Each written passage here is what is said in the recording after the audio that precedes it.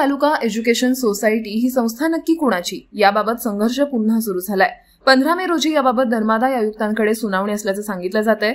ही संस्था कुणा एका व्यक्तीची किंवा कुटुंबाची नसून ती संपूर्ण तालुक्याची संस्था आहे। ही संस्था उभारण्यासाठी तालुक्यातील सर्वपक्षीय कार्यकर्ते, नेते व जनतेनं अतीव योगदान दिलेलं आहे। या संस्थेचे हे जनता केंद्रित स्वरूप असेच राहावे यासाठी तालुक्यात आंदोलन काही वर्षापूर्वी सुरू झालं होतं।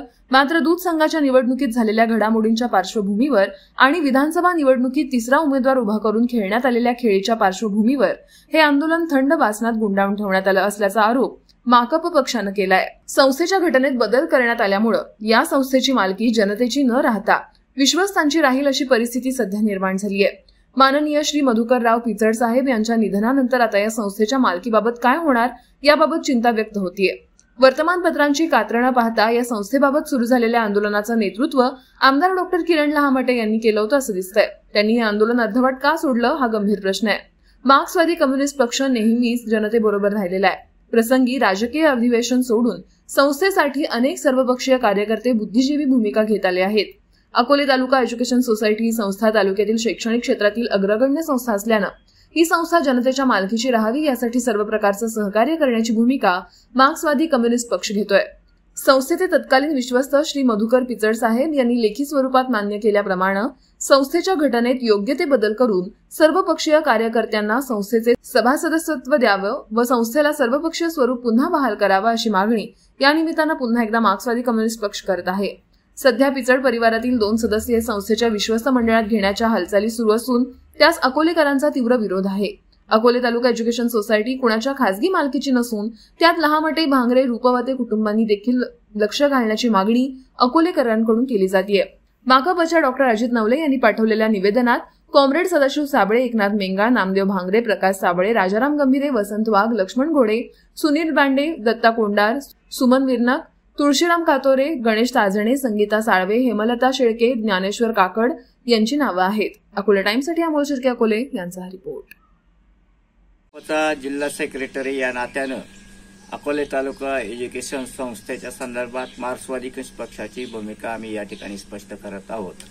अकोले तालुका एज्युकेशन संस्था ही नेमकी कुणाच्या मालकीची याबाबत पुन्हा एकदा अकोले तालुक्यामध्ये संघर्ष उभा राहिलेला आहे।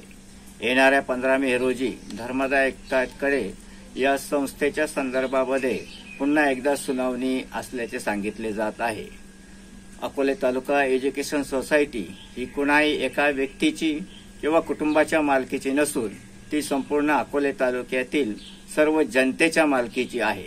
या संस्थेच्या उभारणीसाठी अकोले तालुक्यातील सर्वपक्षीय नेते, कार्यकर्ते व सर्व जनतेने मोठे योगदान दिलेले आहे। वर्तमानपत्राची कात्रणं पाहता या संस्थेच्या संदर्भात जे काही आंदोलन यापूर्वी केलं गेलेलं आहे या आंदोलनाचं नेतृत्व माननीय आमदार डॉक्टर किरणजी लहामटे यांनी केलेले निदर्शनास आलेले आहे। ते आंदोलन त्यांनी अर्धवट का सोडलं हा मोठा गंभीर प्रश्न आहे।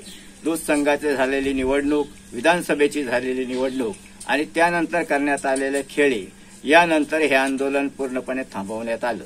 मार्क्सवादी कम्युनिस्ट पक्षासमोर आज प्रश्न उभा राहिलेला आहे का या संस्थेची मालकी नेमकी कोणाची राहणार, ती जनता केंद्रित राहिली पाहिजे ही मार्क्सवादी कम्युनिस्ट पक्षाची भूमिका आहे।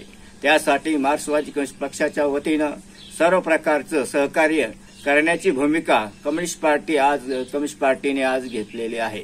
तत्कालीन विश्वस्त माननीय मधुकररावजी पिचड साहेब यांनी लेखी स्वरूपात मान्य केल्याप्रमाणे संस्थेच्या घटनेत योग्य ते बदल करून या संस्थेमध्ये सर्वपक्षीय कार्यकर्त्यांना सभासदत्व दिलं गेलं पाहिजे आणि सर्वपक्षीय स्वरूप या संस्थेमध्ये पुन्हा एकदा बहाल करण्यात यावं ही मार्क्सवादी कम्युनिस्ट पक्षाची मागणी आहे। पुन्हा एकदा माननीय आमदार डॉक्टर किरणजी लहामटे यांनी हे आंदोलन अर्धवट सोडू नये, ते पुन्हा चालू करावं हे आम्ही सांगत आहोत। इन्किलाब जिंदाबाद। आपली माणसं, आपलं दुकान, श्री स्वामी समर्थ क्लॉथ आणि मॅचिंग सेंटर, तसेच श्री स्वामी समर्थ एंटरप्राइजेस होलसेल कापड दुकान। अकोलेकरांच्या पसंतीस उतरलेलं कापड विश्वातील लोकप्रिय नाव म्हणजे श्री स्वामी समर्थ कापड दुकान। मनमोहक वस्त्रालंकार, वाजवी किंमत आणि विनम्र सेवा। 6 वार साडी, 9 वार sari, Banarasi silk, suiting, shirting, Manchar टोपी, टॉवेल, शाल, नॅपकिन, फेटा, इनरवेअर, आदी साहित्य एका छताखाली, लग्न बस्त्यासाठी खास अद्ययावत व्यवस्था, तसेच लग्न बस्त्यावर ट्रॉली बॅग फ्री, लहान मुलांच्या असंख्य व्हरायटीजचे मनमोहक कपडे, महिलांसाठी होलसेल स्वतंत्र साडी विभाग, तसेच स्वतंत्र लेडीज आणि जेंट्स विभाग। एक वेळ अवश्य भेट द्या, खरेदी करा मनमोहक वस्त्र आणि खुलवा आपलं सौंदर्य। आमचा पत्ता शाखा नंबर 1, श्री स्वामी समर्थ क्लॉथ व मॅचिंग सेंटर, अगस्ती कॉम्प्लेक्स, पहिला मजला, बाजार तळाजवळ, अकोले, तालुका अकोले। आणि शाखा number 2, Shri Swami Samarth enterprises wholesale कापड दुकान, भिंगारे गोडाऊन शेजारी, दत्त मंदिर रोड, कचेरी परिसर, अकोले। प्रोप्रायटर बेनके बंधू। संपर्क 75 88 51 31 33 आणि 024 24 22 33 24।